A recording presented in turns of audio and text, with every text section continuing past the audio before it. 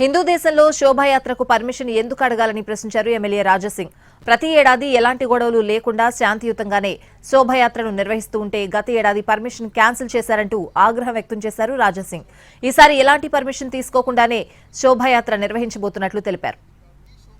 అంటే ప్రతి సంవత్సరం చాలా శాంతిపూర్వకంగా మన శోభాయాత్ర మనం తీస్తున్నాం. ఎక్కడ కూడా చిన్న కొట్లాట కాకుండా మనం శోభాయాత్రని తీస్తున్నాం. కానీ పోయే సంవత్సరం కూడా లాస్ట్ మూమెంట్లో పోలీస్ అధికారులు మా పర్మిషన్ క్యాన్సిల్ చేసినారు. అనవసరం, అసలు ఎవరు మాట విని పోలీసు వాళ్ళు మా పర్మిషన్ క్యాన్సిల్ చేసినారు అర్థమైతే లేదు. కానీ ఎంఐఎం ఆఫీస్ నుంచి వాళ్ళకి ఆర్డర్ వచ్చిందేమో, అందుకోసం శ్రీరామనవమి శోభయాత్రని పోయే సంవత్సరం వాళ్ళు క్యాన్సిల్ చేసినారు రైటింగ్గా. కానీ ఈ సంవత్సరం మా పెద్దలు అన్నారు, మనకు ఎందుకు అవసరం పర్మిషన్, ఎందుకు మనకు, ఇది మన దేశం, ఇది మన హిందూ దేశం. మన హిందూ దేశంలో మన ఫెస్టివల్ మనకు